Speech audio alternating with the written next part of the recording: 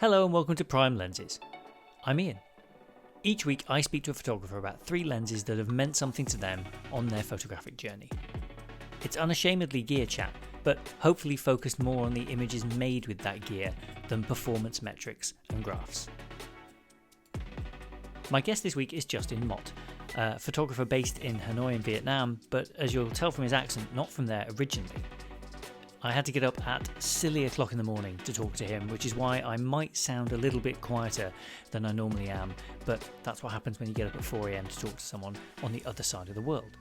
But Justin's great fun, and you can hear his enthusiasm for photography and image making pretty much out of the gate. He was ready to go, which was great. I really love his images. He's done some incredible work about conservation and saving animals from extinction with rhinos, and then photo series about the people who care for those animals. He's a really interesting photographer. He's done the work. So without further ado, here is my very early conversation with Justin Mott. Thank you so much for doing this. How's Hanoi today? It is crappy out. I started my day. I put all my cycling gear on today. I was ready to go out for a ride, and I checked the weather, and I'm like, oh yeah, it says dry. It didn't rain overnight. Not supposed to rain till the afternoon. And I looked outside, and I saw these messages on a cycling group that I'm part of, and I'm like, oh, everyone bailed, and I was gonna go solo anyways, but I'm like, oh, it rained, and when I'm training hard, I don't care if it rained, but I'm in like a weak mental state now where I need it all to be perfect to go out to go cycling. When you bounce in a lot of exercise, I'm like, oh, I'm not at a good, strong month. I'm just getting back into it as I train for this triathlon coming up. So I'm like, no, I'll train indoors today. So that was how my day started. As you can see, it's pretty crappy out. Yeah, it does look a bit blown, like misty, sort of hazy. That's actually what it looks like. It's not like overexposed. It's just that's what it looks like. Oh, We have pretty bad pollution here too. Yeah, but you're high up at least. You've got a good view, which is quite nice. I do, yeah. Yeah, I can look it's out all right on the river, and it's a nice view, and I get nice natural light in my house, so that keeps me happy. Yeah, it's a funny thing, isn't it? If you're interested in photography and you sort of you chase light. Like we moved last year, so we now live in the Highlands, and I'm in the new house. I'm finding where the light goes through the day, and where the little kind of sometimes you make images of things just because they're there, and that kind of chasing little sort of shafts of light or things that follow, just sort of you're learning the space, I guess, and sort of learning it through using your own lens and stuff. And so it's fun, like when you're in a place like that, but the amount of light you get through from those windows and stuff. And when I've seen your pictures, it looks amazing, that place to live, in terms of like the view of the world that you must get, and to see the city around.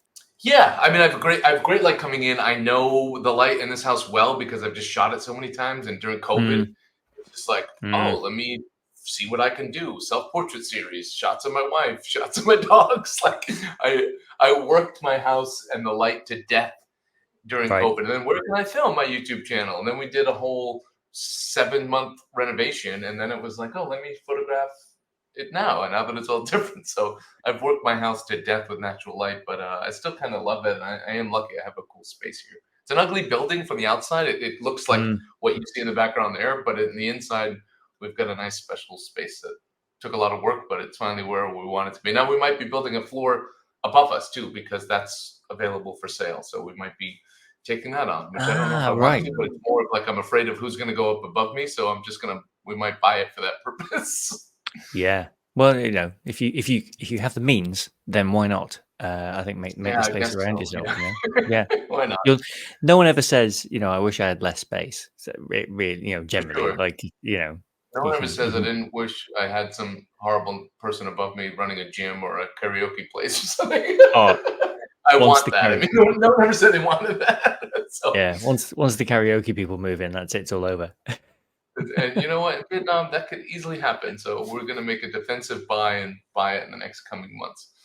Yeah, exactly. Just occasionally, you just go up there and just sort of walk around it, just look around over the city. That sounds pretty. It's a nice space. It's actually a really nice space. So I think for photography, I can put a little backdrop in there, and I can play around too with some natural light, or even rent it out to some people. So it's going to be like a transitional space where we can live up there, dogs can go up there, and then also people can rent it out, and it can be separated from our house a little bit too. So they can rent it out and use it for whatever, people want to do a YouTube episode or do a photo shoot or create content. Now it's like funny, right? It used to be like either photo studio or video. Now it's just like, oh, just content. People just want to do content. So that has to be a genre that you appeal to in all your business. Even me now with our photography studio, we like now teach people how to create content. That's becoming a thing in education, like content creator education. It's interesting. Yeah, it must be a real big change because how long have you been in Hanoi now? Or in Vietnam?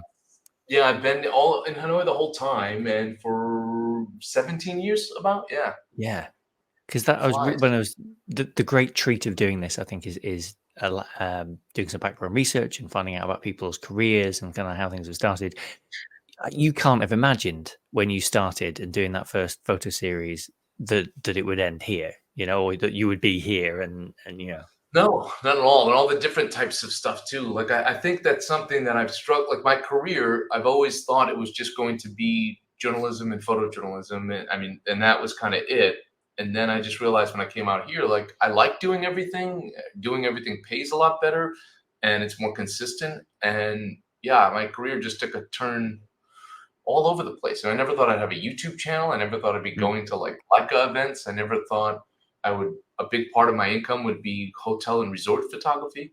I do a lot of, and then I also do stuff that I can't even like share publicly online with a client that's been quite fruitful the last 2 years. And they're great, awesome client, but I can't NDA, can't share it here, can't share it online, can't put them in my bio as a client. So I have a lot of weird stuff. And I guess for me, it was always like I've always embraced that, but I just did a post about this today. Like I always feel that the industries don't embrace it, or at least the industry of photojournalists. Like they're always like, oh, if you do that, somehow you're lesser of one of them. That's always something I've struggled with in my career. Like doing commercial work somehow lessens your impact of your editorial work or your personal project work. And I'm like, it's just stupid. I've always thought that, but now I'm just like kind of screw it. I'm going to talk about both. And that's what I started doing on my YouTube. I separate them both for business and marketing purposes, but overall it's kind of, it's funny, right? Like even when you meet people and they say they do fashion and like, oh, but I also do journalism, you don't take them as serious. And I'm probably guilty of it sometimes too, but now I'm like, no, that's stupid. Because I know a ton of people that do both at a higher level than other people that just do one. So, and I feel like cocky to say, but I feel like I fall into that category. So I'm embracing it and I'm talking about it more, and they feed into the work as well. I think there's a consistent style to my commercial work that comes from my background in journalism. And even doing weddings, like that's not something I talk about. That's like taboo for photographers that are like hardcore documentary photographers to say they also do weddings. It's like stupid. Why? You have to be a very proficient photographer to do a wedding, probably better than any other type of photography.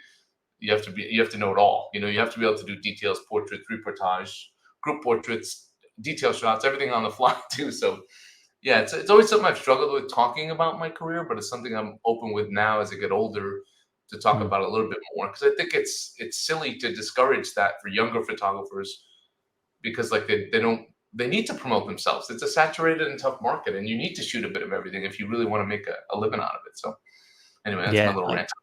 No, it's good. It's good. It's exactly why I want to have these conversations with people, is because you kind of, I think a lot of media around photography doesn't dig in these ways, and it's the conceit of the series, the three lenses and everything is really just a thinly veiled excuse to sort of get into what matters to people, I suppose, and what's important about the work that they make and why they enjoy doing it. And I completely agree. Like the minute you put artificial boundaries around things, you start to make it harder for people to get engaged, because they think, oh, actually photography is just street photography, and if I'm not doing street photography, then I'm not a real photographer, or I'm not this or not. And it's actually, it's very broad church, right? Like you should let people create the things they want to create, and if they can get the work and get the experience doing it, we'll do it. Isn't that better than, oh no, sorry, I can't do that job because on some odd psychological level I must only be, you can't go and photograph endangered species every day of the week. That would be a very narrow field of work. You'd work for 5 days a year or something. And also, as I start to pour more of my effort into education, I realize how silly it is and how negative it is to put these things out there for people that are learning, like, or just misconceptions, because we get caught up in the ego part and well, I want to be known as this. I think, and I saw this when I entered the YouTube space, is like all these photographers out there that there's some that are professional photographers full on, meaning they make their money from taking pictures.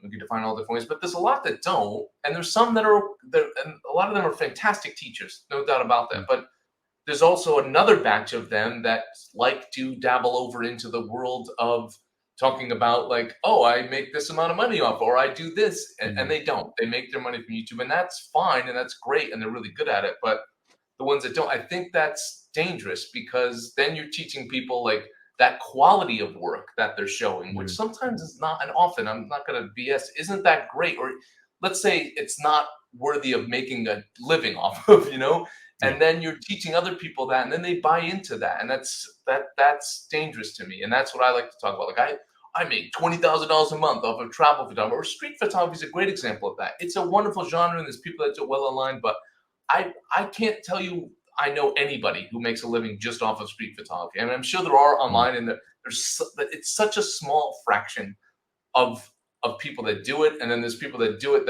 that's such a small fraction of their income. Like, if you sell prints or you're able to monetize it, great, but there's way less people that do that than that make money off of doing portraits, stuff that's not considered as sexy, weddings, commercial photography, advertising. But I don't think anyone likes to say that online. They don't like to talk about that's where they really make their money from, or that's because it somehow takes away from that, and it shouldn't. The ones that do street photography really well, that's its own thing. But as an educator now, I'm afraid of what that can teach a younger generation as far as the reality of the industry. So I try to correct those things, but it's a tough sea to navigate, because every time you do, you sound bitter, you sound like a jerk, and I'm not. Like, I'm pretty damn happy. I'm a pretty optimistic person, but I like to point these things out, and I don't like to call out individuals because it's just not my style. But there's a lot of people out there, or even, let's just say, for example, even to call out an individual, but let's just say, like, the thing that sort of bugged me in the beginning before I did YouTube was that Steve McCurry scandal that people seem to brush over. Like, he positioned himself as a journalist. This is kind of different waters. We don't have to go down this too far, but like, to call himself a documentary photographer to be published in journalism websites like National Geographic, but then to, like, all of a sudden get caught of doing things that are, like, totally wrong from a journalistic standpoint, ethical standpoint, and then just scrub that from your bio, and then we all just accepted it. I'm like, well, that's not cool either. Not to take away from the beauty of his work, but it's commercial. It's beautiful in the context of commercial photography. It's not. You could call it travel, but I mean, you're talking about setting scenes, asking friends to put outfits on, carrying luggage, and then ethically removing things from photographs. It's like, that's like 101. Anyway, that's a whole other thing, and I don't want to, like, trash somebody, but I find it interesting that people don't. More people weren't sort of kind of upset about that, or had more of a dialogue about it. We just kind of forgot about it and moved on, but not me. No, never forget. It was funny. You were posting sort of on something that's adjacent to this, but isn't the same thing, the other day. And that was when I was prompted. I was like, I've got to get Justin on. Like, I've got to. It was when you were talking about people asking the wrong questions, the wrong sorts of questions about photography. Yeah, because I think that's really useful. It's very tricky to navigate. Like, I enjoy using Instagram. I discover photographers that way. I see interesting work. I get to travel. But you're right. It nudges us down a route of, like, the wrong type of conversation, or you sort of you can learn the bad habits, or somehow the wrong way of doing things. And I think also, crucially, it keeps making those of us who don't do it for their job and aren't burdened by it being, teach it. I've been to events where I feel like I've got to get coverage, and, like, I'm just at the MotoGP. I can just enjoy this. I could just watch it. Yeah. It's a funny thing. Yeah, it is. And I also think that feeds into what I'm talking about. It's the questions that are important to ask. Like, if we don't talk about those things when we have conversations with each other, amateurs, pros, or people that sort of hybrid in between, that do a little bit of both, and then no one ever knows. Because I get people all the time that say to me, like, oh, like, you just did that, New York Times story. I'd love to do that, like, dabble in that, as if it's just like you could just easily do it. It's not that easy. And I just did kind of an episode about covering tragedy and that kind of stuff. And that I'm not saying anyone can't do it. They can, but there is a set of skills that goes into it that's different than street photography, and not just skills, but ethics and understanding, like being fair to a story. You don't have to be fair when you go and take street photography. People don't. People Yeah. can mislead or even fair. So what are we saying with someone that's not really that doesn't really get much trouble for doing things that are ethically wrong? What are you teaching people about the industry and about that genre of photography? So Yeah. that's the part. The problem is it's always misconstrued as like you're jealous of that person. You're not. I'm not. Like, he'll be way more successful than I ever will be in photography. I'm okay with that. As far as recognition and that kind of stuff. But when it comes to certain things in journalism, like, well, that's right and this is wrong and that's unethical and this isn't. And I don't know, those conversations I think are just important to have. And then the bigger reason I did that post was more just about, like I said, seeing things through the eyes of an educator a little bit more now.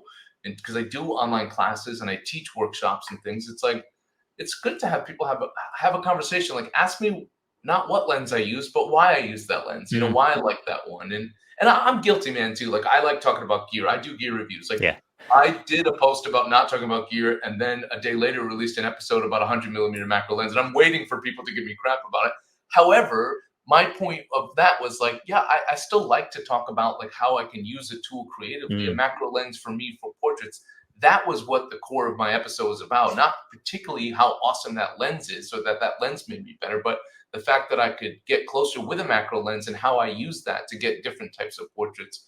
And just talking about vintage lenses, like, I like that, but I'm so tired of, like, I go to these events and it's like a 90-10 split. 90% will talk about that and 10%. And I think my YouTube channel, to be fair to me, is more about that. It's more about teaching. And I still like to talk about gear sometimes, but I just wish it was more equal. I wish it was completely flipped, but if we could get it to equal, I'd be happy. Like, talking about, how do I start a project? How do I get access like that? And sort of getting rid of sort of misconceptions too. I think a lot of amateurs think they can't do a project about whatever I'm doing, rhinos or slots. Like, you can. It's not like I have like an official badge that says like, nope, let me in. I'm officially a journalist.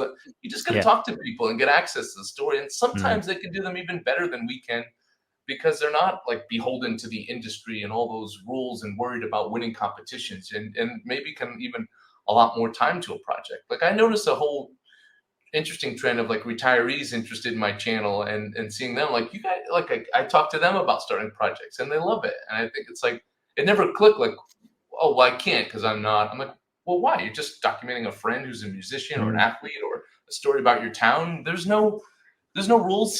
There's no special club. You can do it. So I like to help people do that kind of stuff and encourage people to talk more about the process. And I miss it, because in school, we used to really talk about that kind of stuff, the meaning of our photography, storytelling, sequencing images, having a dialogue. And I've just noticed like YouTube is not so interested in that. And I get for the masses, no, but there's a lot of people out there that want to improve. And you're just not going to improve if you're 90% of your talk is why this 100mm macro is better than the other one, or this 35, or should I upgrade to this camera? To balance it out a little bit more. Learn from, especially when you talk to photographers doing it that you admire, ask them the right questions. That was kind of my point. Yeah, no, I completely agree. It's funny what you were saying about telling stories and running the story down. My dad, before he passed away, he loved photography, and he would just, because he was retired, would just drive around, and he would come back and he would get articles published in like sort of local magazines like Cheshire Life and Yorkshire Life and stuff, because he would go somewhere and he'd be talking to someone who like bred a certain type of sheep. And then he would go and photograph it and just write it up as a story. And he would just contact this magazine, and no permission needed. Like, he was in his 80s, and he would just contact a magazine. So cool. And he has a whole different perspective on things, and probably fearless, because he doesn't care what people think about his work or him at that age. Exactly. And you also get a different story out of people when you're a kind of doddery old gent with an EOS 350 just going, hiya. And people, a lot of his photos, when I look back at them, because I have a lot of them, a bunch of people who just look a bit confused as to why they've suddenly been pulled into a photo shoot at no notice, and they just stood. Special. That's really cool that you have that. Yeah, but it's good stories, and it's interesting. It's real. It's human life. But that's a nuanced and not very kind of hot and kind of sexy, cool thing to be like, this person just went and documented these people who are doing this interesting thing actually over here. and you read it for 5 minutes and then move on, but everyone's enriched by the experience. The people felt good about what they were doing. You read something you would never have read any other way, and just everyone goes, oh, that's nice. And I think the problem is that part of the media landscape now and the way that we produce, as you were saying right at the top, content is it has to be so punchy and so high contrast and so kind of edited together to within an inch of its life, but for God's sake, not more than 90 seconds long. And just, there's all this kind of, it has to have so much impact, whereas it's hard to kind of tell the story of some people who are just doing some consistent, interesting work, Well, it's a great point. I think the media landscape is interesting. It's sort of like YouTube. It's like if I just want to get it fast now, I can do and build a following of people, just numbers. If I want pure numbers on Instagram, I know it's a post. If I want pure numbers on YouTube, just reviews. This camera sucks. I changed all my camera gear, threw it away, and then took it out of the garbage and then used it again. But everyone does that, and you can have, but it's empty growth and there's emptiness. Like my following is a lot smaller, but I've learned through YouTube, it's like, wow, I'm meeting like-minded people. I'm meeting people that really care about photography, that want to take my workshops, that want to take classes, that want to learn depth, and they are asking a lot of the right questions. So I'm kind of like finding my people in that way. And it's kind of the same with photography. You can take the quick winners and the cheap way out, or you can go long-term and lean into it and hopefully less people will see it, but more people have an impact. That's the way I kind of look at my work and photography and on my YouTube. Like when I started my YouTube channel, I did a couple episodes where I just showed my work. So I'm like, hey, nobody does this. And I have a decent, there's other photographers with much more prestigious bodies of work, but like I have a decent body of work from almost 2 decades in this region for pretty big magazines and newspapers, the biggest, I guess you could say. And I thought, oh, everyone's going to love this. And guess what? They didn't.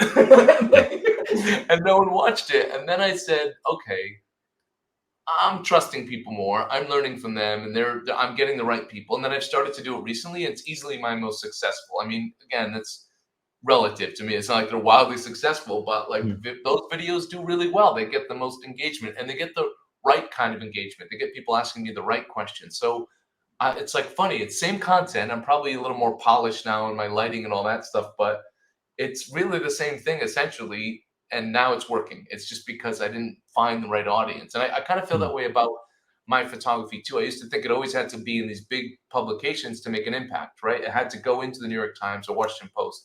And to be honest, what has more of a tangible impact is when it can be directed online. That's what you can use social media for. So I can have my Rhino stories. We're probably not going to raise much money if it goes in the Washington Post. People are aware of it. Other publications done the story, cool. But if I work with an NGO and I'm an ambassador for helping rhinos and they use my images to raise money, that's something tangible. That's like, okay, there's money that's helped. And they also use the images from the conservation, the scientific standpoint to promote what they're doing. So that's a win for me. And that's not how I used to think before. I always thought success looked like that. It looked like being published in a newspaper and you're going to change the world. And it's like, no, not that I'm changing the world now, but at least I'm having some tangible impact with my images. And that's what I always wanted to do from the start of my photography. And it's just a different way of doing it. And there's so many other ways. And there's probably ways I haven't thought about, even telling stories like I am now on YouTube and reliving my images and talking about the story. It's having an impact in helping other people tell their stories. So that's it. I think as long as you're open-minded to different ways, then you don't have to be worried about I don't like the term gatekeeper. A lot of people say that, but I always feel like you have to kind of earn it. Like, I don't think that, anyway, that's a whole discussion, but I think that there's less obstacles now. You can find your own way to self-publish and get it out there. It's not easy. It takes a lot of time, like anything good does, but you can do it now. And that's the nice thing. You can start your own podcast. You can start your own YouTube channel. And it just takes a lot of time, but you can do it, and I think that's a cool thing. Yeah. No, I mean, you can have a dream literally on Christmas Eve 2023 where Jason Momoa is showing you lenses and wake up and that becomes a podcast where you're talking to Justin Mott. Like, that's a true story. That's where this came from. Yeah. I dreamt that Jason Momoa was showing me his collection of Leica lenses and then woke up and thought, that should be a podcast.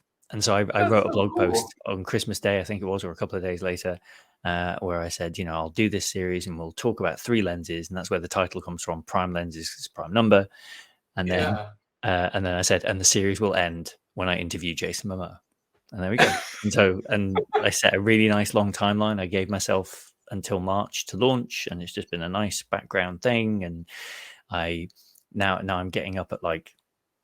It's really funny. I'm probably overbooked. Like I've got you now because it's Well, 4:20 in the UK. So I've got up a bit. So your 5 a.m. start, I've got up an hour earlier than your normal start time. wow.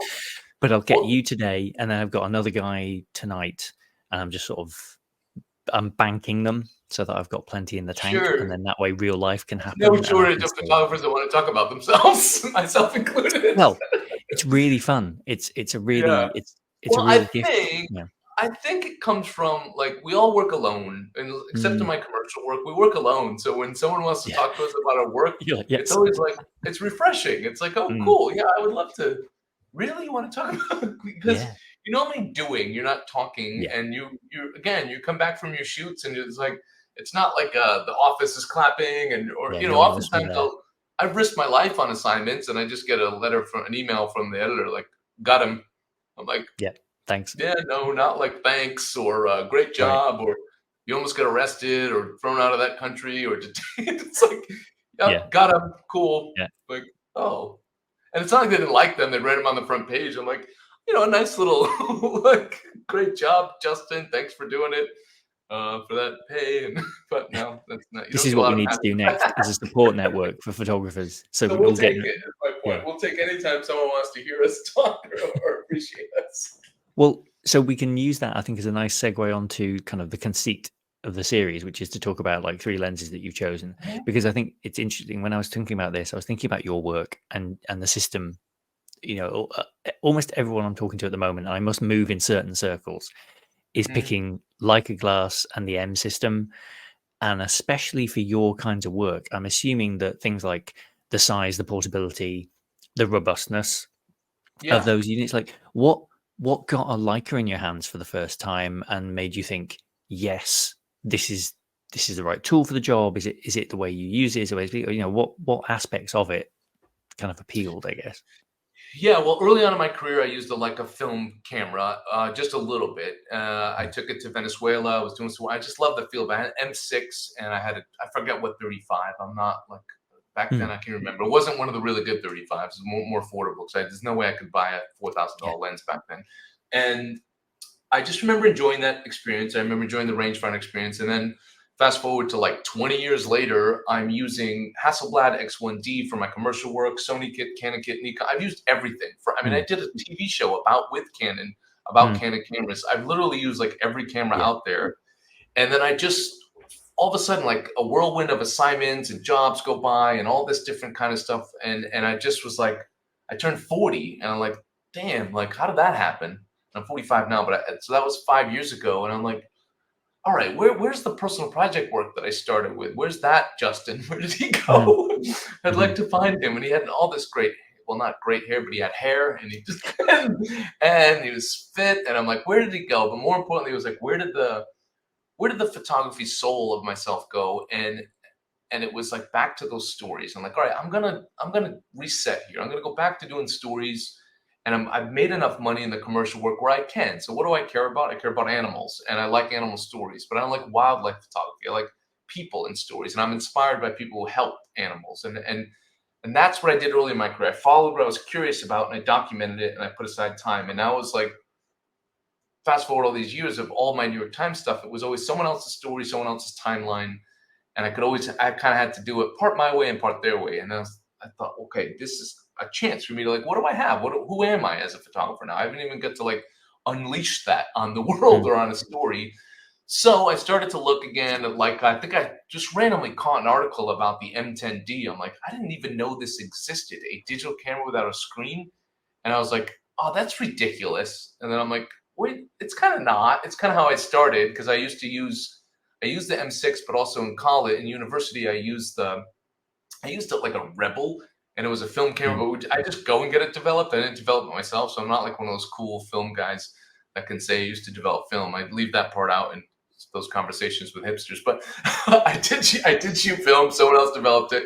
I was like, that's actually where I started. So that's my roots, a weird hybrid system of not being able to see, but it was more about slowing down. And I'm like, all right, I know my habits because I'm an antsy person. I shoot fast, I work fast, and sometimes it's really good, and sometimes it's not. But when I'm doing a story, I'm like, I just want to slow down. And so at the same time, looking for a new story, I found the story about the northern white rhino.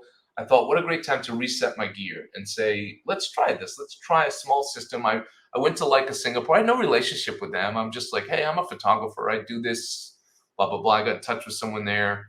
And I'm like, can I borrow that camera? I'm thinking about buying it. And they did. I mean, I'm lucky to have that. Not everyone gets that chance. They let me borrow it for a day in Singapore. And I was just like, wow, this is such a cool experience. This is what it was like when I was younger. I didn't feel the weight of the camera on me. I didn't even need a bag. I could just have it on my shoulder. And my early days of when I went to San Francisco State, I lived in San Francisco a long time, 7 years, I guess. And I'd wander the streets with a camera and no bag. And I'd have a coffee in the afternoon. I'd shoot again. And then once the light got dark, I'd have a beer and I'd sort of go out and shoot street at nighttime. And I just explored the city. It was like my own time, personally and creatively. And this reminded me of that. So a little bit of nostalgia got me into the M10D. Fell in love with that camera after a day. I'm like, all right, I got to figure out a way to buy this. Bought it, which seemed ridiculous because it was like $8,000, I think. And then I was like, well, I need a lens. So I bought the 35. That's always been my go-to focal length. It's just kind of how I like to shoot, with a one lens system for portraits and for sort of reportage. And it just blended well. I took it to Africa for the Northern White Rhino series. So it was like new camera, new system, new Justin, new way of thinking, new subject matter. Wow. And it all came together. And it's funny, like that, funny enough, that story and that experience produced me getting an image that was used, like an ad campaign around the world that they still use to this day. And so it was like kind of a cool moment for me. The ad campaign thing happened years later, but that story was like, it was my best work personally. I felt I did, maybe not even the images that they chose. Some of the other ones I like better, but I was just like, this is who I am. Or at least this is who I've become. And I got a chance to showcase that. And I was quite proud of it, and I'm still proud of it. And that sort of reset me in that commercial, that's in that headspace, and to go out and go shoot this kind of work again, and push me. And then I was really in a hot streak, and then COVID happened and then slowed down a bit, but I've still got the project in my mind. They live as their own chapters, but they're also feeding into a bigger project, which I want to make into a book. And yeah, it just kind of set me up. And then I started, now I'm like dabbling into like Leica, into I've already used it, my assignment work, so not just personal assignment. And now I'm thinking going full on into my commercial photography as well with the SL3 and doing work with that. So yeah, that was like, sorry, it's a long story, but that was that's great. My reset back into Leica, but also a reset in my photography and what I fell in love with. And I still absolutely love that camera. I can't talk about it enough. However, the one thing that was funny about this world is like when I wrote an article about it, because I used to like to write about photography, and no one watched read my, because people just don't read anymore. But I wrote a long blog post about it, and then Petapixel, I always say it wrong, Petapixel, yeah, they picked it up, and my goodness, I was like, I didn't realize how many people. I knew some people love Leica, but I didn't realize how many people hate it. And that article, the comments, were people just tearing me apart, and I'm like, it's a damn camera. It's not like I was saying, if you don't buy this camera, you're a crappy photographer. I was just saying, I love it and why, and here's why I can justify it. But that was my intro. Luckily for me, that didn't scare me off for talking about Leica. Now my whole channel is built on that. But wow, the beginning was rough. The first few people that watch my channel, like, oh, I might not like this. I'm not a very positive person, and I usually just like delete negativity when I can. Yes. So it was tough in the beginning. Yeah, no, it's a funny thing, but again, it goes back to what you were saying earlier, like people putting rules on things, or you're wrong. I've friends of family and stuff, like my stepdad shoots with Sony gear, really loves photography, has an A7C, loves it. Great, small, compact, like portable as he gets older for carrying around. And he's got friends who are very look down their nose at the fact that I shoot with a Leica. They're like, well, it's just this and it's just that. And it's never used one. They don't, held one. They don't. And it's like, well, that's fine. Use the thing you like, right? Like if you want that Canon, that is brilliant. Yeah. If you like using it, I am, besotted with this thing in a way that's definitely unhealthy. But you know, like your similar origin story, right? Like the opportunity presented itself. I got a bonus at work. I was like, you can buy an M10. It's like, okay, I'm gonna do it. I'm gonna do the thing. And the first episode was an interview with a friend of mine, Danny, who's shot M's for years, and he sort of like was messaging me on Instagram. And he's like, okay, are you sure? Because you're gonna do this. This is like they're weird. Like this is a whole different. And it was this odd support network that comes around you when it was like a bat signal went up and they were like, we've got another one, hang on, right, bring him in properly, you know. Just check he's okay. This is gonna feel weird, there's no autofocus. Like, you know, I'd spent years telling people the greatest camera ever made was the Ricoh GR3, and I still love that camera. I think it's incredible. But to go from that to a rangefinder style camera with manual focus, with, you know, everything. But now I run, you know, over getting on for 2 years later, and I run around everywhere with my 35. I mean, I commit the sin of my 35. My favorite 35 isn't even a Leica lens; it's a Zeiss. You know, like, and I love that lens. The 35-2.8 is my first camera was a Canon MC film point and shoot, which was a 35 f2.8. And then when I shot Sony, my favorite was their Zeiss 35 f2.8. So I think in my head, there's something unusual that, like, that's what a picture looks like. Sort of, it's ingrained in my brain now.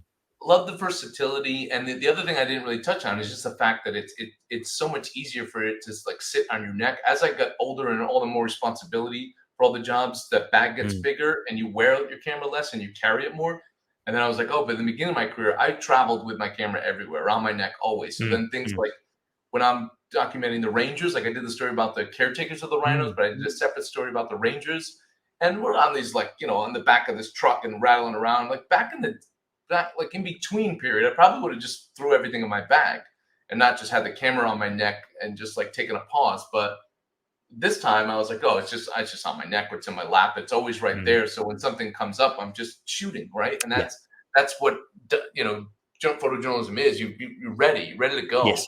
And I was like losing a step in that way by having my gear, because it like emotionally and physically weighed you down, and just having those big roller bags. And I was like, oh, I could even not have a bag, you know, and I could just go out for the day with this camera. It just, and I'm not like a pusher. I don't think it works for everyone. I think if you don't have the patience, or if you don't have it in you to want to have the patience or shoot that way or to be disciplined, that's totally fine too. But I do, and it helps me. It helps bring that out of me. You know, it helps remind me, or it forces me into what I think are good habits for me. But I don't think they're for everyone. People ask me about the M10D. Should I get one? I'm like, I have no effing idea if you should. I don't know you well enough. You know, if I don't know you really well and you're not willing to do it, put the time in, don't do it. You'll regret it. You know, but if you are, if you're okay with slowing down a lot and you think it forces you into the good habits, then go for it. You know, that's my thoughts on it. But I'm not like, when I review gear that I love and I use, or that I'm really interested in using, and I just talk about it selfishly about my use case. I would brush on other things, but there's just too many variables for other photographers to weigh in. I'm happy to have the discussion with people, but I don't know. I can't make people want me to make the decision for them. I'm like, I can't. I can't. Can you imagine over Instagram DMs making the decision for someone to spend 10 grand on a camera? That's insane. Yeah, I'm like, oh, that's and I'm not getting my cut because they don't have like an affiliate program. My goodness, if I did, then use promo code Justin at checkout. Imagine if they gave me the 5% that I get, or 10% from Wodengraft. There you go. Nice. That would be good. I mean, that's the dream. But so one thing I wanted to ask about as well is your list has a 35 and a 50, both the Summoluxes, right? Yeah. And I thought that was interesting because I carry a 35 and a 50 in my bag as well, and I do that because they're different. The kind of the character of both those lenses is very different. It's not just the focal length; it's the fact that, like, for me, the 50 is a Summachron and the 35 is the Zeiss 2.8, and I sort of view them as like my 35 is my black and white lens. Like when I've had images selected for like the Leica gallery, the LFI gallery online, they're always black and white. They're always my Zeiss shots of children. I don't know. It's just a funny thing that sort of that's happened. But the 50, I feel like, is my color lens. The Summachron's my color lens, and it goes down to f2, so you can do a bit of separation. You can do a portrait with it, but you can also, you know, get a wider shot. but 35-50 sometimes is viewed as they're a bit too close. So I'm Yeah, a lot of curious, people say like, that. what's Yeah. your reason for carrying a 35 and a 50? Because they are close. It's true. They are close, and a lot of people ask me that. A lot of people are like, "Why wouldn't you have a 28 Mm, and a 50, or you yeah. go a 35 and a 75?" And I've had these discussions a lot with people online. Hence the post about talking less, but I still like to talk about it, so I'm happy Yeah. to. But it was just like, okay, when I make that decision, I was using the 35 so much that maybe I was getting a little stale with my 35 shots that I have. Like you have these, like I call them your Rolodex of shots, and Mm, then you expand on that by practice and shooting and projects. But that also limits you creatively to some extent, where it's like, oh, I used to use a 50 more. So I don't necessarily use them together. I use them separately. So let's say if I was doing the Northern White Rhino story, I might just leave one at home one day if I was there for like mm. 2 weeks, just to because I can't help it. I'll be like, oh, reach into the bag. And Yeah. I know that I'll start thinking that way. Again, this is only what works for my weird mind. And we all have weird minds, but this is how my brain thinks. So it's like, so I'll go out and shoot street one day with a 50, another day with a 35, because I just want to see things a little bit differently, or shoot the same thing. And I'll see it differently and I'll work differently. And I like that. And I'll learn new things about myself. So it's not so much to use together, it's used separately. Mm, So I shot yeah. a coffee story for the New York Times about coffee culture. I'm very proud that I didn't use my accent right there because I'm from Rhode Island. Normally I would say coffee Uh, culture, but I I didn't use it, I don't think. So I did, and I was like, you know what? I'm gonna not use the 35. I still need to bring it professionally, just because if there's a wider shot, have it. But I used just a 50, and I shot differently, and I thought differently, and I saw things differently, and I trust myself enough that I can get it at the high level and get images at the high level, and I did, and I was that made it fun for me. So I think it's a little selfish sometimes. Like, let me mix it up a bit.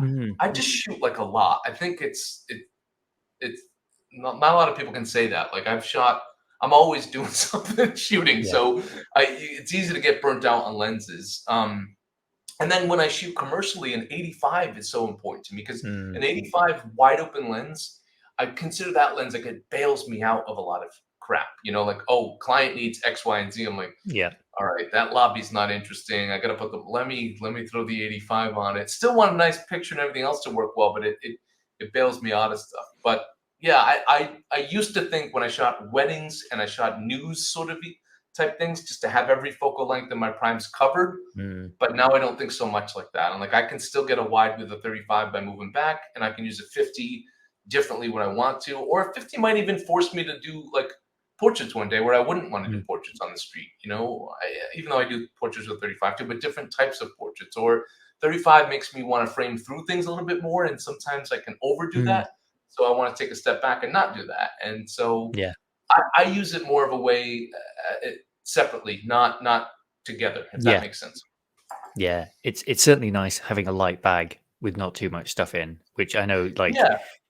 there's a premium associated with that, but like the sort of the fortune that I have of like having this one small bag and this one small camera, which looks fairly unobtrusive and doesn't make too much noise and doesn't look too flashy and looks really old, um, and gets swabbed at airports. Does your M10 get swabbed at airports? My Oh, M10 Vietnam, we're lucky, man. every They're pretty time. easy here. Does Oh it right, really? yeah. I think it's because I'm on the 11 now, but Huh. the 10 was, I think, just this massive lump of brass, and they just never they don't get that at airports, Right, and so right, yeah. they knew it was a camera, but it would always get swabbed, and you'd end up having a conversation with somebody. Go, is it old? And you go, no, it's not that old. And but the 11, I think, because it's made, I went for the aluminium for the Right, weight. yeah. I wanted it slightly, the thing that made me switch, and I'm not sure I'm in love with the 11 in the way that I was with the 10, but Really? it's so versatile. It's so good. It's better in every way in terms of like startup time, speed, the Yeah. resolution. The Wow.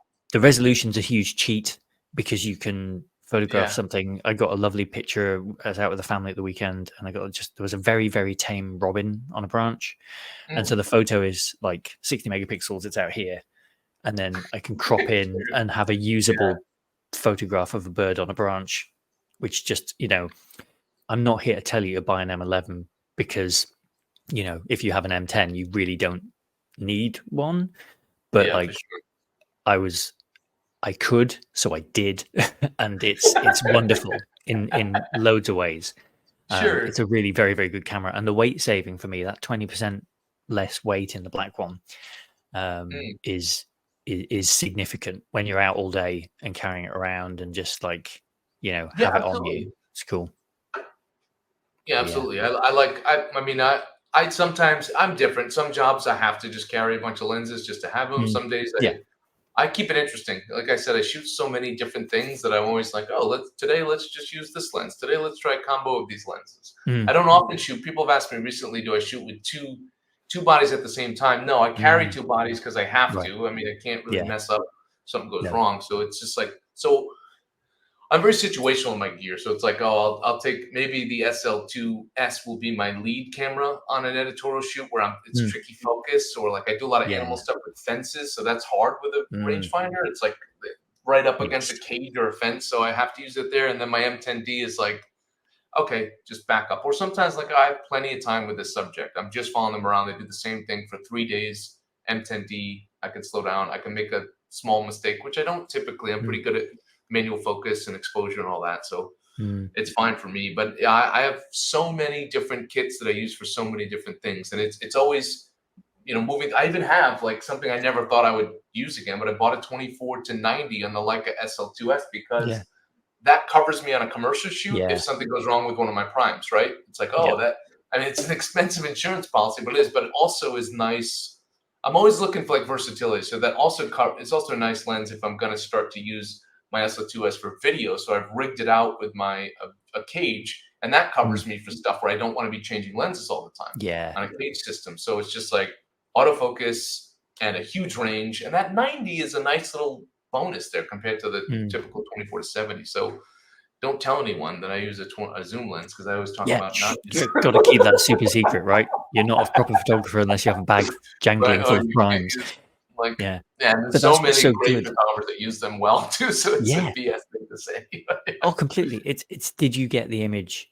Was everyone Yeah. happy? Like it's And ask I them think how they got it, not what lens they used. yeah, exactly. Well, that's what I was going to Very touch on important, actually. yeah. So is there a quality of those Summilux lenses to like the rendering of them or the way that they like is there something about those lenses that you were like, yeah, I'm a goner, or is it just the practical versatility of it goes all the way down to 1.4 and all the way up, and at the higher end it's basically as sharp as anything else, so it's fine. I know I'll get the coverage, but also I've got that versatility if I can, because Yeah, there's a bit of magic, isn't there, to like a there is. really wide photo sometimes because you don't see that. Yes, it's a great question because I think there's a lot of different reasons. I think early on in my career, it was like, oh, I just have a great low light lens because you're a photojournalist. You're not using flash much.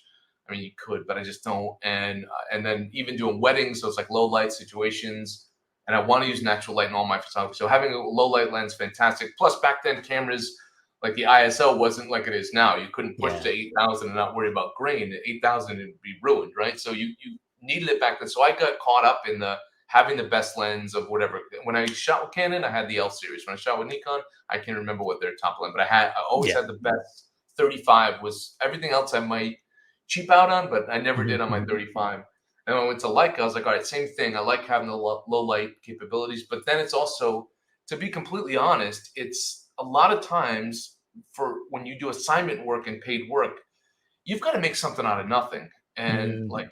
and that's what photography is for a lot of people. It's like, oh, get a shot of this portrait, and this is the person has to do it here, and this is gonna like I'm always trying to talk my way into better light, better situations, better backgrounds. But the reality is sometimes it's like they've only got a little bit of time, or this situation is ugly. You've got to make this food look good, whatever it is. I tell you what, 1.4 makes it look pretty good. So Yeah. it There you bails go. me out of stuff.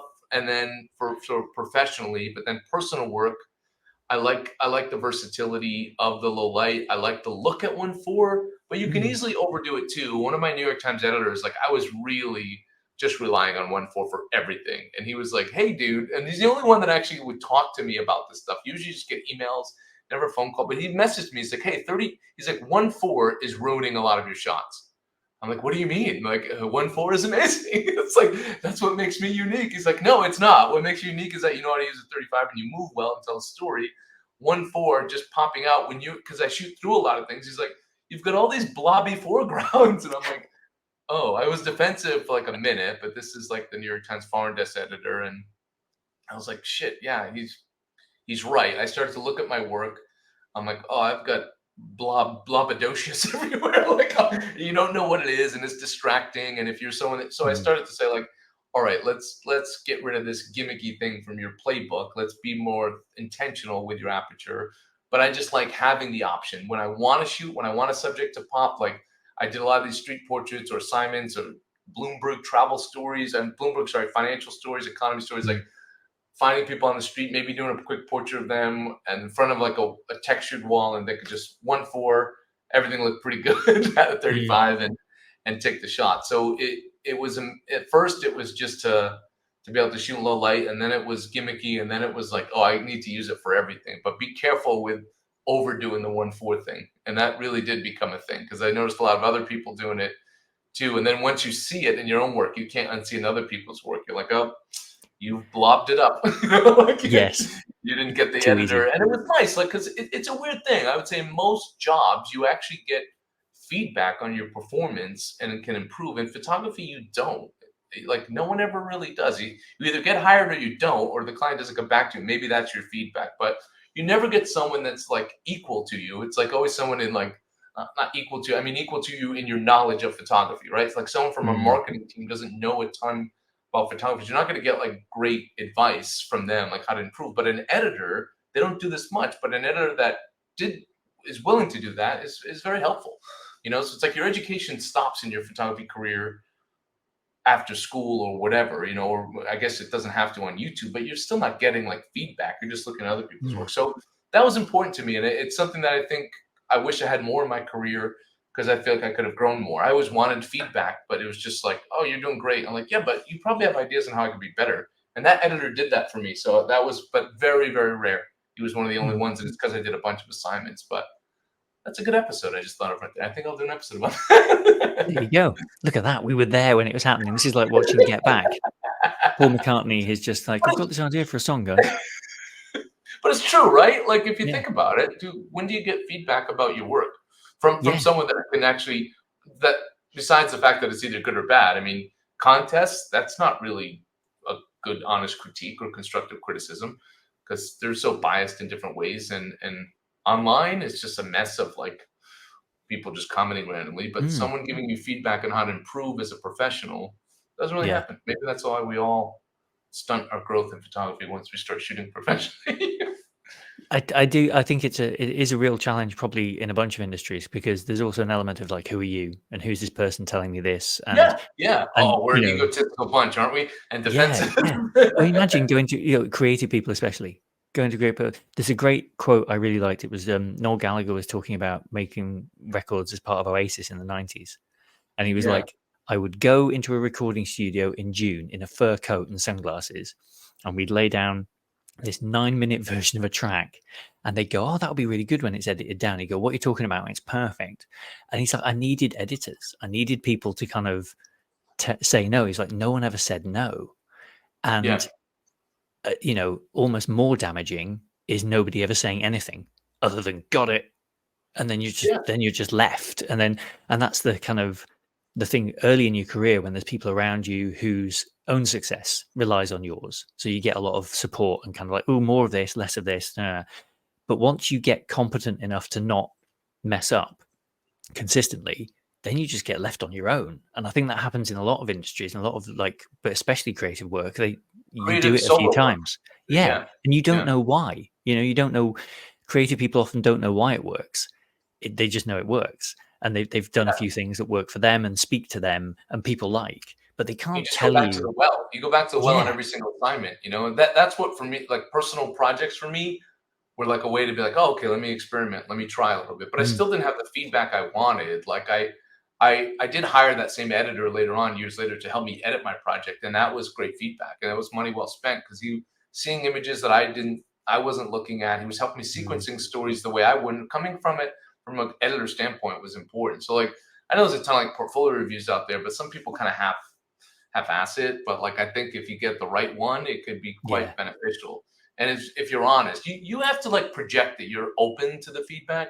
Yeah. But like I have, and I still don't get it. Even when I did a TV show, and I have a face for radio, and I did a TV show. I was the face of the show. I was so naive. I didn't even realize I was the face of the show until a year into it. After the first season, they started promoting me with like on buses and stuff in Southeast Asia and buildings. I'm like, oh, like I'm the guy. I didn't even know. I'm just so like stupid with that stuff. I thought I was just like the main character of this photography reality show. But yeah, it was just I asked them. I'm like, I have no experience in television. I'm the best photographer here because it's like no one else is a photographer. But help me become better on TV, and they didn't. And I'm like, they're like, oh, you're fine. I'm like, yeah, but when is that? Like, I'm like, I want to be as good as this as I am as photography and keep improving. And they're like, every season, no one helped me improve. I tried, I asked, and I worked on it myself. But it would have been nice to get people who 20 years of experience in television saying, hey, they're just like, no, you got it.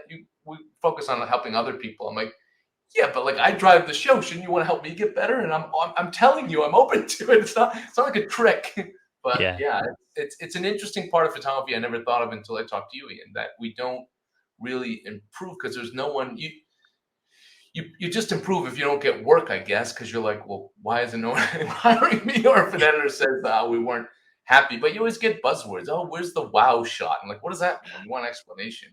And if it's a good creative director, yes, not many people are doing that. If it's a good editor, great, but they don't typically have the time to deal with that. If you didn't do a good job, they just don't hire you. If you did do a good job, they just hire you again. They don't care if you get better. I used to try, man. I fought the fight. I was like, hey, I'm also open to getting better on this. So if you have any thoughts, no one ever wants to do that. Never. Anyone. I'm like, okay, that's silly. But it's the I've thing they've worked not people a allocated lot. time for. Yeah, it's weird. It's Yeah, weird. It's no, something for that sure. should be talked about more. Yeah. Well, I look forward to the stuff you make about that. I think kind of leading off from that, like one thing, your last lens choice was a really interesting one to me because it feels like something you only discovered fairly recently, which is that 100 mm R lens adapted to put onto like the R system feels like the black sheep of the Leica family. Like nobody really talks about it, and it seems like it was an incredible system with incredible glass that was really, really versatile at the time and really, really good. So, how did you discover this 100? Were you in a mode of like trying new stuff and exploring things and sort of that feedback search, or? Yeah, so I'm not like a historian with Leica stuff. I just tap into other people that I meet, and when I talk about, like when I was at the SL3 launch thing, I was invited there. There was a bunch of other fellow Leica nerds there, and I was just like, I want a macro lens because I have such weird use cases that don't apply to most people. So my use cases for a macro lens are one, just having one long lens in my SL kit or my editorial kit or wildlife kit for the occasional time I can't get close to an animal. So again, I'm finding stories that I can get close to animals on purpose and that people get close all in an ethical way. But occasionally a sloth climbs a tree and I can't climb with it. So I want that shot, right? Or occasionally I just want I want a shot where I can condense everything. Or, the rhinos are coming back from their day out in the pasture and I just want like a long shot. So it's very minimal use cases in editorial use, but still enough to have something with me that's not a giant lens, like a 90 to like a SL 90 to 280. Like that's a big commitment. Yeah. So, and I also worked all my assignments for the New York Times for a while with a 35, and then I started to use a 35 and a 135. It was a weird combination, but it bailed me out of a couple things. So that's one use case. Another use case was also like I just want macro shots for B-roll when I do I do bag reviews and some gear reviews. So it's like I don't need autofocus because I can kind of manipulate it here in my little home studio. So I was like, oh, that would be good for those shots. And then more importantly, I'm like, I'm into portraits for my own personal work, but also like on assignment sometimes it's nice to get a portrait that's like here, a really tight shot of someone's eyes. And I'm like, the 50-1.4, you can focus pretty close, but not that close. And I was like, that would open up some creative possibilities to me. So my existing kit before was the 35, the 50, and the 100. What is it? 135 f4 old school M lens. And I'm like, I have one of those. Right, and I like it, but I'm like, oh, you know what would be better? I would use more because I'm doing less of the stories and more of the editorial stuff. Plus, these travel stories I do with details. I've got to get like a food shot or coffee or, details of someone's hands and making stuff. There's always like craftsmen in my stories somehow. And so that's a lot of weird use cases, but I was like, that would be perfect, a macro lens. So I thought of the 100 Panasonic. Some people love that. Didn't really fit well with the other. It has autofocus on it. Again, didn't need that, but I wanted that same feel and manual feel. So I talked to Leica people. I was at like the classic store. I talked to some fellow Leica nerds, and they were like, you should consider the R100 or you consider the 60 R. And I'm like, okay. So they let me test out. They had two there, and it was a little bit of an impulse buy, but I've been researching a macro. So I'm like, all right, let me try this out. So I borrowed the both, and I ended up gravitating towards the 100 just because the 60 was too close to a 50. I think for a lot of people, if you don't have a 50, the 60 is great. For me, it was like the 100 is going to be something a little different. I can use it for a telephoto in a pinch, and I can use it for macro video, and I can use it mainly for these detail shots and portrait shots. And I loved it. I get to use like a car museum. I'm the only one with the SL3. There's like 100 YouTubers and photographers wandering around this car museum with the Leica SL3 and whatever like SL lens. They gave us the option. Like, it's funny, everyone wanted the zoom lens. A few of us wanted the primes, and I took a prime. I took a 50 like SL lens, like the Summicron. It's not a super fancy lens, but I didn't use it at all. I just took the 100 with the adapter. I put it on and I used that, and I had some fun with it. And when I got back to Vietnam, I'm like, wow, I love this. I used it for portraits. It made me see things differently, work differently. I'm not going to say like optically it's going to compare to whatever lens. I have some people say it. I had someone write like, oh, it's crap, or someone say, I don't know. Like, I'm not that type of person. I like that it's a macro. I like the way it feels, and it looked good enough to me. I look at it like, I always look at it like how I look at it. I'm not like zooming in. If I never zoom in, then I don't care what it looks like zoomed in. So I don't think it's optically crap, but I don't know if you put some sort of charts up and told me one other lens was better, I don't care. It just, to my eye, it looked good. I liked it, and I like it. I'm not like super lazy where I don't care if it's obvious crap, but it's not. It was sharp, it looked good, and it was fine for me. I'm sure some charts will tell me there's another lens that's better, that's cheaper, but it works. I'm also factoring in the feel. It's a bit chunky, and that focus throw is like not having power steering in a car, so that's a bit much. But I don't mind. Again, it's slowing down. It doesn't matter to me, and the way I'm using it doesn't matter. Yeah, no, I think you're absolutely right. Like again, the purpose of these conversations was not about graphs and a little red book that says this one's optically perfect in this way. Yeah, it's like, because again, my favorite Zeiss. It's very the way it's not sharp at the edges, and it's got a very kind of like slightly antique feel almost to it, but it's tiny, and it means it can go in and out of a bag, or it can sit under your jacket, and I can just walk around with it all day. And I think if the result speaks for you and you enjoyed using it, like, that's the point, right? And also that R100 in the world of Leica is not a horrendously priced lens. It's fairly accessible. Yeah, a pretty good price. I think I got it for $950, which was great. Yeah, so to get a decent one at that sort of cost and to be able to use it, it's like, all these things exist in the world. There's thousands of these lenses knocking around that people aren't using because, like, or if I'm not shooting whatever, it's not perfect. I love the Elmer 28. That's an incredible lens, and it's got a real lovely contrast to it. And it's pin sharp, super tiny, and people look down their nose at it a little bit. It's like it doesn't get the love it deserves, and it's an incredible lens. And you just think, but the pictures it makes of my kids outdoors, like toasting marshmallows, are wonderful. The sunlight on their hair and just everything. And it's like, it takes me back to that, to around a little fire pit toasting marshmallows. And it's like, if the lens does that, like that portrait you posted the other day of the woman whose face is in shade from the hat from that lens. Oh, just like, that's why we do it. It's to make stuff like that, isn't it? Yeah, it gets me excited. Like, that was so funny because using that lens was during my workshop, and I was like overdoing it, like shooting. Normally I'm watching and I'm like, here's how you do it, guys, and let me do a portrait here. And I'm like, I should probably be letting them do this right now, but I'm finding shots everywhere, and I got into like photographer mode, so I had to like. My wife was like, all right, back to work, Justin. I'm like, oh, yeah, I'm not on assignment here.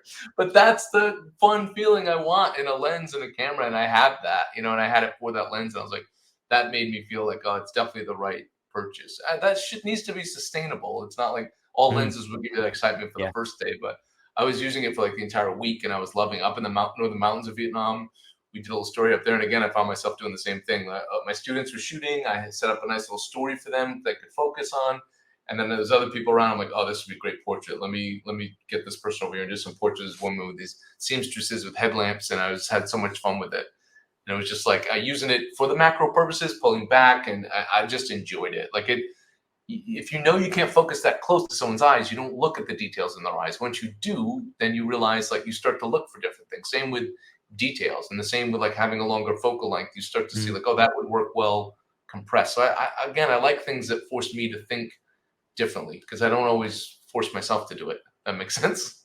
Yeah, no, I think it's good. I think that's why primes are good. A friend of mine was talking to me yesterday. She's just bought a new camera. She's coming back to photography, and she's got a zoom. And I was saying to her, if you can get the cheapest 35 prime you can, because she's going traveling. Yeah. And I was like, it'll make it feel a bit smaller, and also it'll remove options. Just shove it on the front and just really learn one lens and one thing. Yeah. Maybe 35 isn't right. Maybe you're a 50 person or whatever, but try and find that one that you really like, because the limitation is freeing, and you'll just run around and capture things, and it'll help remove that kind of any pressure of well, now I should be using this for this, and now I should be using that for that. You'll make much more, because creativity is all about, I think, the iteration loop. How many iteration loops can you go through? Because that's when you learn, is when you do the whole cycle. And the great thing about photography, especially digital photography, is that loop can be really short. So you can go out one day, make some images, look at them, and just in the back of your mind be like, right, okay, I learned something from that. And then tomorrow you can apply what you learned, or, and it can be quite short.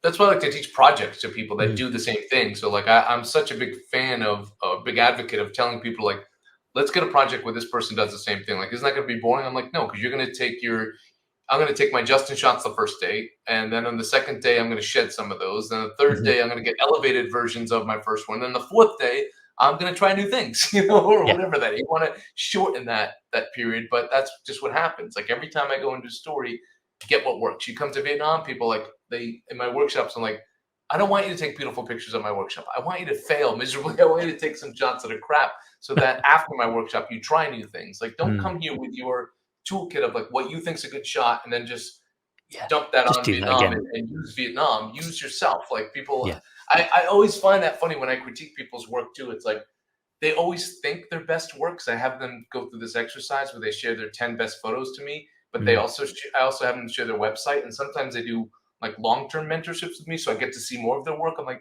you're a terrible editor of your own work. You have these great shots from your hometown in small town Rhode Island or whatever it is, and then you went to India once, and you just think because everyone looks different, your photos are good. Like they're just the same photos, just the people look different in the background. Like, it's not better composition, it's not better light, and your photos back at home were much better because you were more comfortable, you were more patient, and you didn't just stop and shoot. You actually constructed nice pictures and told the story. So it's typically when people travel, people would argue with me like, yeah, but don't you live in Vietnam and know your best stuff? But I'm like, yeah, but I live here.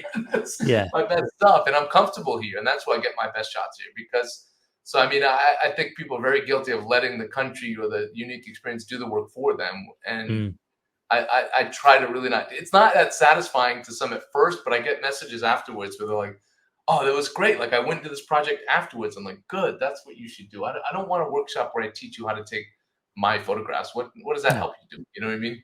Great. Go and take your own, learn who you are. And projects are a great way to do that. It's a great way to figure out who you are and slow down. And then you do it with someone you're comfortable with. So then you're comfortable, and then you can really be yourself. And then when you're ready to do a story with a stranger, you've built this foundation that you can go apply it to that story. And you're a lot more comfortable, and that'll shine through in your images. Yeah, I think that's a good kind of note to end on, in terms of like a workshop. You're not there to impress the person running the workshop. They're there to help you get better. And if you mess up or you don't get stuff you like, that's probably more useful than going in and leaving with a body of work that is great. Yeah, I feel so. That's the way I like to teach. I mean, I can take someone's camera and take pictures for them if they want, but what does that do? Here you go. I'll just hand you my camera and I can pretend these are mine. How does that help you? It's not. I can see why people do it the other way, because you want to make people happy there short term. But I like to think that people come to my workshops so that for not that experience, so that they come and they can learn. And we'll take some nice pictures, but I want them to really grow during and more afterwards. I did a workshop with Gary Knight a long time ago, a famous conflict photographer. My pictures were crap in that workshop. They were terrible. And he said it to me. He was honest with me.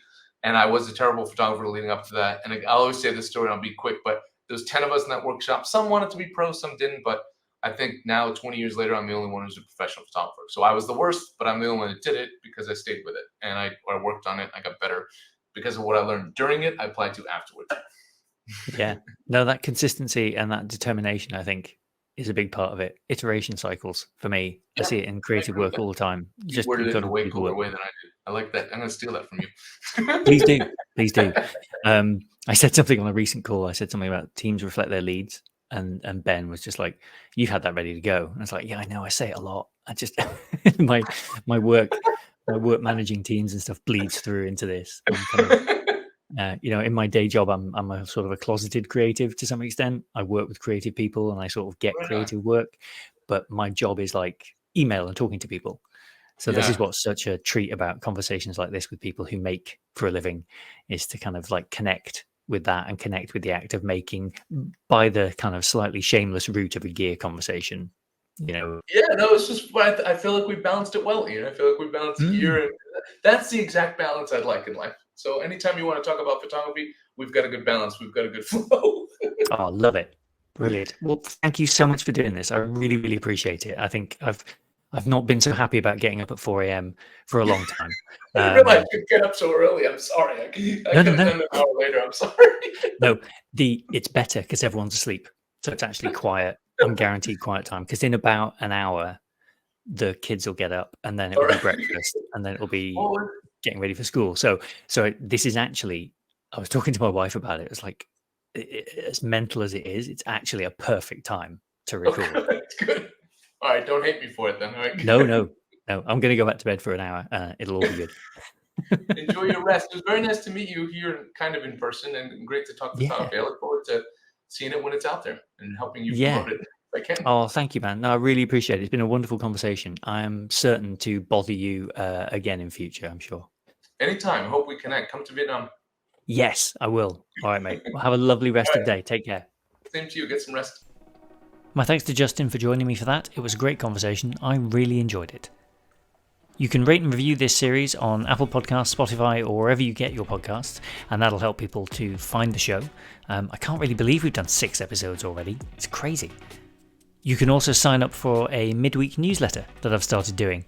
It's just a little something midweek to remind you of prime lenses, and hopefully it's fun. You can get that at ianfarrell.com/sign-up, and there is a link to it in the show notes as well. Thanks so much for listening, and we'll see you next time.